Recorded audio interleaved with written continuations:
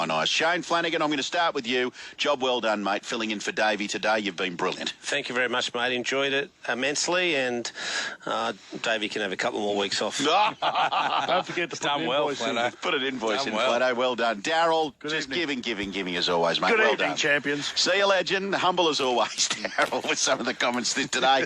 And Piggy, you're more than welcome to hang around. Bill Cruz would love you to be a special guest at his program if you'd like. No, I'm going to go home. I'm going to watch the game again with a nice bottle of red. Oh, you're going to watch it again? Yes, I am. I'm going to go home and watch it again. Okay. You're an idiot. Well, you got nothing else to do. Go and enjoy it, mate. 2-0, baby. 2-0. Job well done, boys. It's been a long day, but it's been an enjoyable day, and we trust you've enjoyed our coverage of State of Origin 2. And who knows where Game 3 will be played. The Blues, of course, looking to make it 3 in a row. With the COVID situation, it's highly unlikely to be Stadium Australia. It may be McDonald Jones Stadium in Newcastle, but that's a decision that will no doubt be made in the coming weeks. Well done to the New South Wales Blues. They've beaten Queensland by 26 points to 0. I'm back tomorrow night with the Wide World of Sports. Talk to you then. Get that winning feeling when you paint with Taubmans. Visit taubmans.com.au for expert tips and advice. We're in it together. V8 heavy power. Active level 4-corner air suspension. 12-inch touchscreen. 900-watt harmony. Pew, pew, pew, pew. Hello. Hello.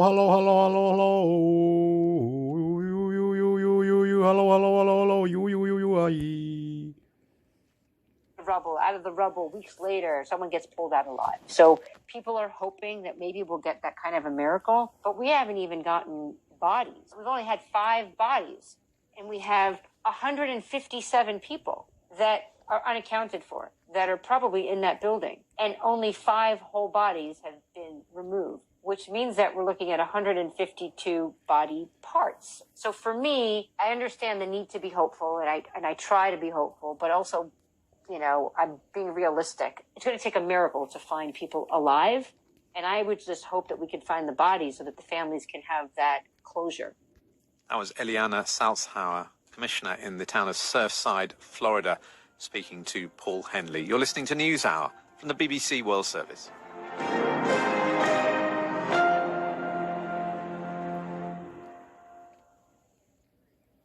This is the BBC World Service, where we're always asking the big questions. Exercise more, eat less, you'll probably end up losing some weight.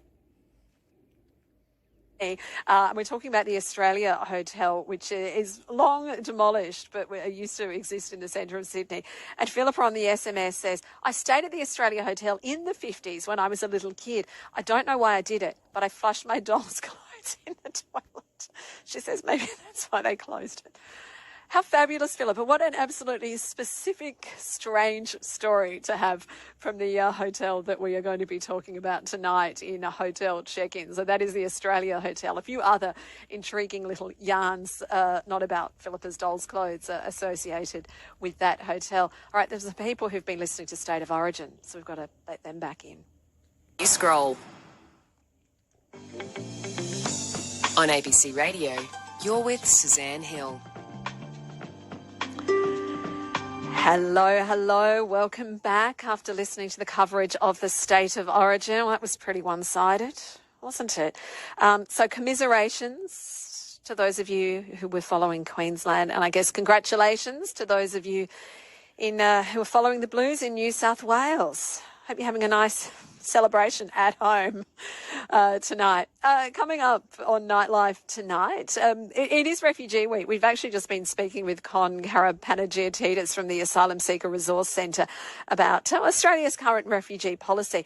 But a personal story for you in a moment. You're going to meet a couple of refugees, and they've been hanging out with Jim Magini from Midnight Oil because they've been making music together, and they're going to tell you how and why in just a moment. We've got Hotel Check-In, the final instalment of that next hour, and we're going to the long-demolished Australia Hotel, which used to exist in the centre of Sydney. And in This Week in History, a story about La Noche Triste, the Night of Sorrows.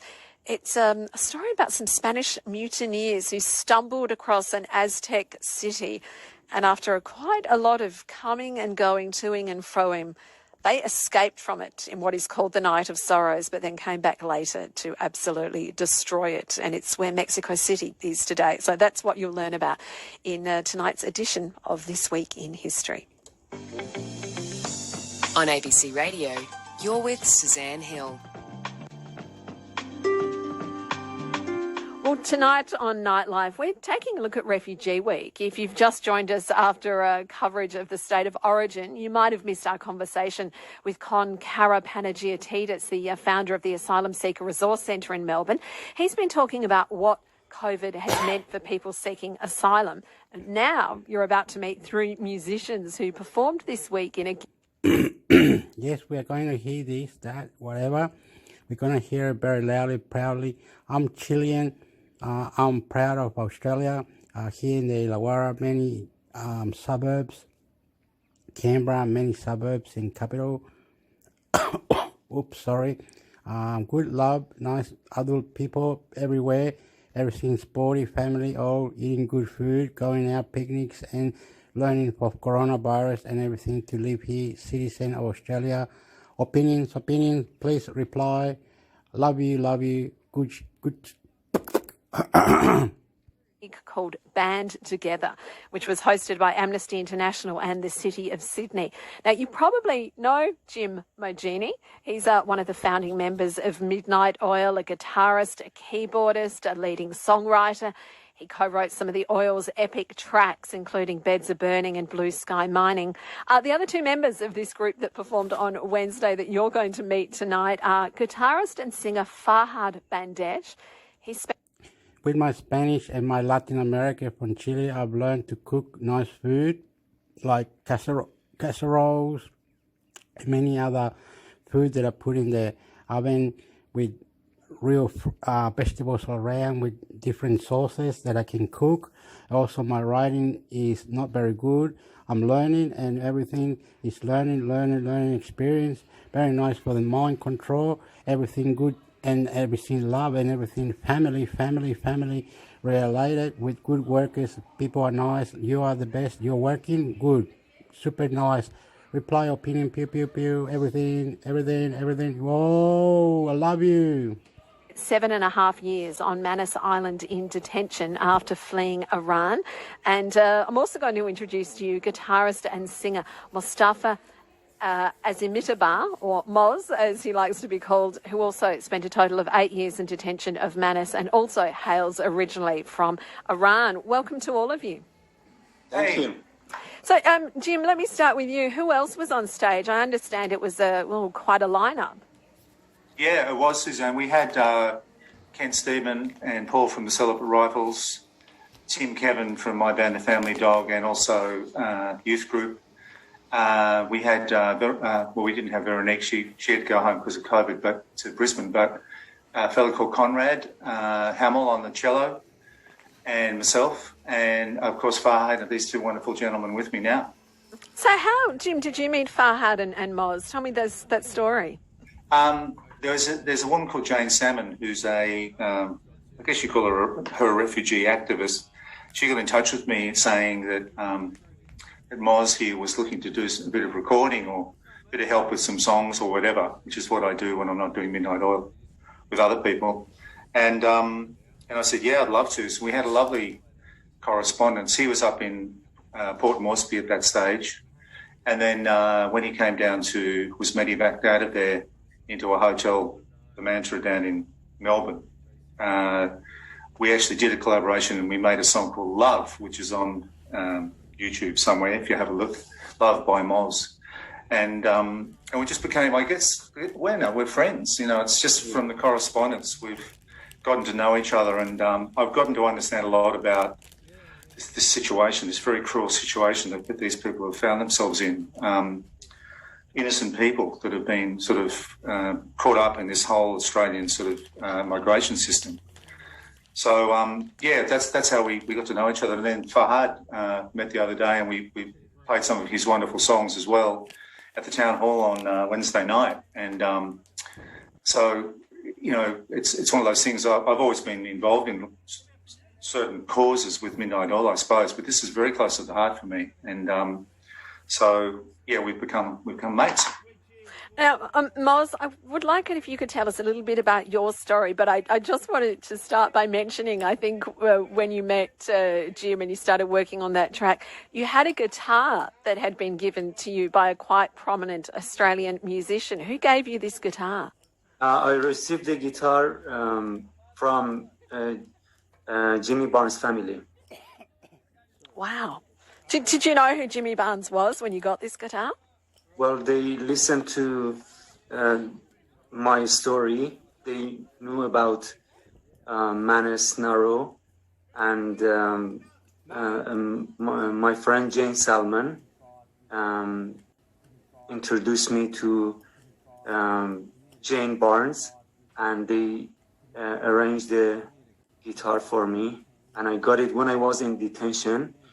It was a very proud moment of my life. When I got the guitar, I felt that I have to write a song. I have to do something.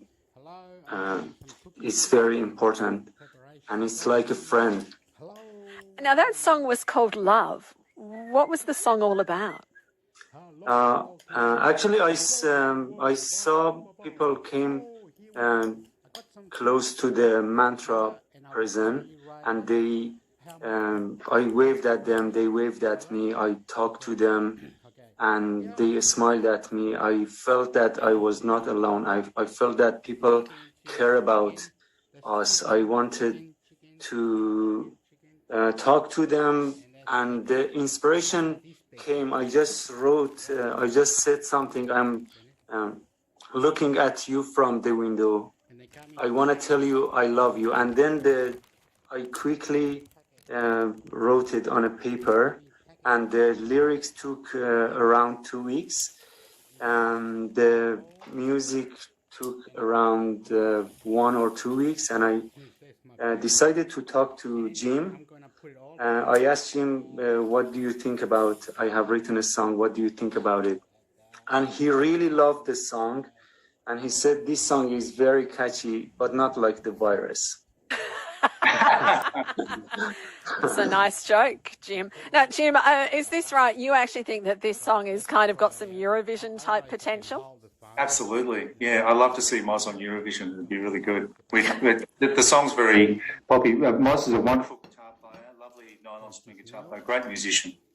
And both of these men are so talented and should be part of Australian culture, you know, in terms of coming here to live. I mean, I believe that.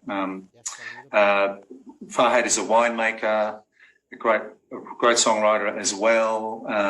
He's made guitars back at home. And Moz has, you know, got lots of talents as well. So it's sort of, I'm meeting these people and the human dimensions of it are what are drawing me into it with, and then the various sort of iterations of it. So, I mean, and Farhad, I don't think I've forgotten you. I'm going to get to you. And I came to Australia by boat on 25th of July 2013. I felt when I tell my story to the Australian government, they listened to me and they helped me.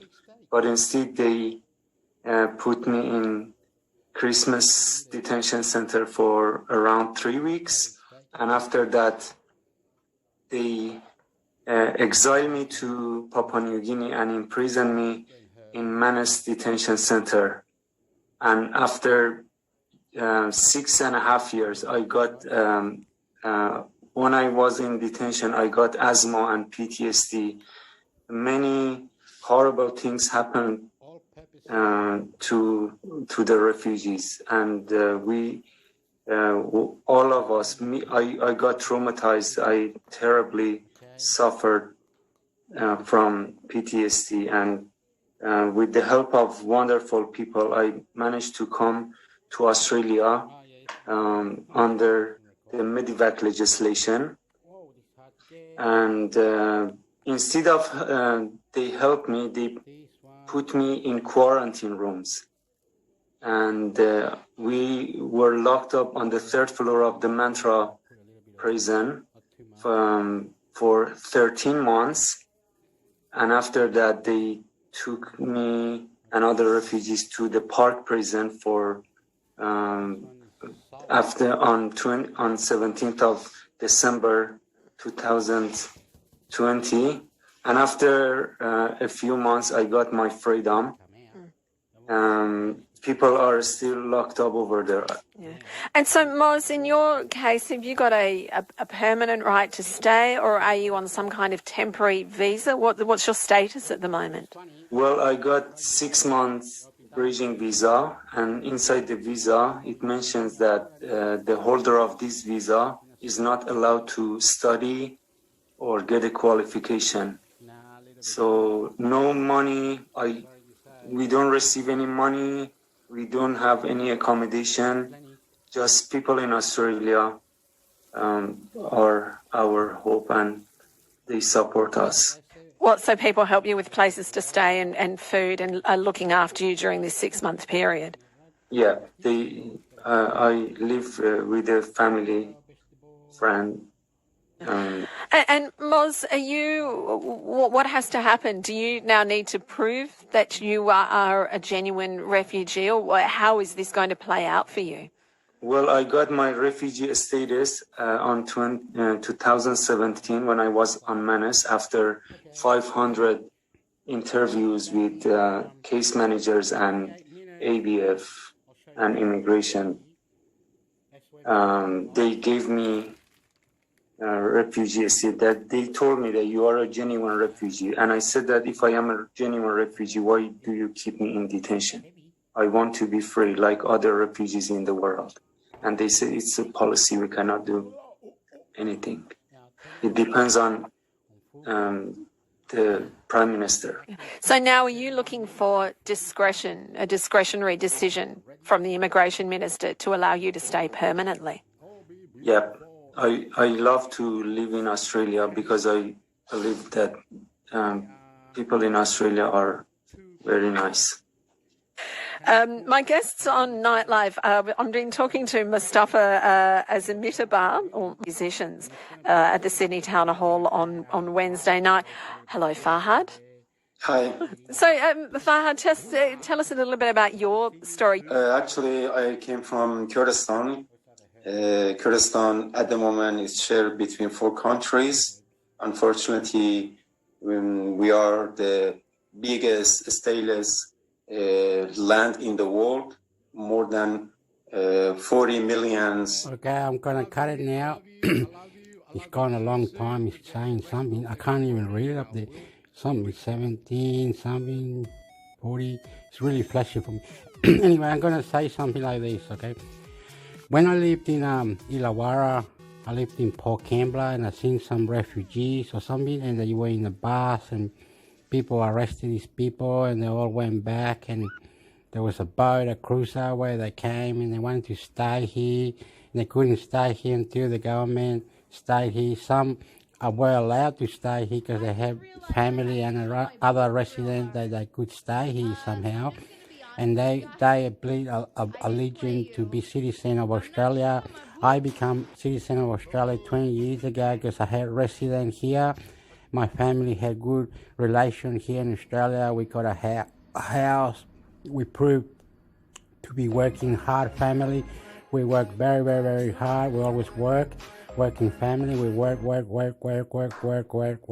We are very good working family, and we were working very good as Chilean. We met the Africans. We played soccer with the Africans. We played soccer with the Iraqians. We had a community of multicultural and multicultural festival in Canberra, multicultural festival in Illawarra. Viva Lagong was the name of the one in Illawarra, and New South Wales, Australia. Illawarra, where I am now, I am going out with One Door Mental Health and everything like that. Our brain and power and everything, question and everything, all going together, listening and reply. And I'm going to cut this out. I love you, Australia. You've done very well, Australia. Anything to do, I'm going to cut it. How do you cut it? I love you, love you, love you, love you, love you, love you. Pew, pew, pew. Question, please. Our mental health. I've been in trouble with mental health. I've been in trouble with many things. Question the mental health. Mental health is problems with the brain and all this. And I'm Chilean and I'm in Australia. I love it. And many people who don't have family here might be told to go back to their country. Many families that come here are very lucky. Some are good, some are not. There's an Australian citizen of the year, and Australia has got a citizen thing that they show once a year on TV, and people becoming citizen of Australia.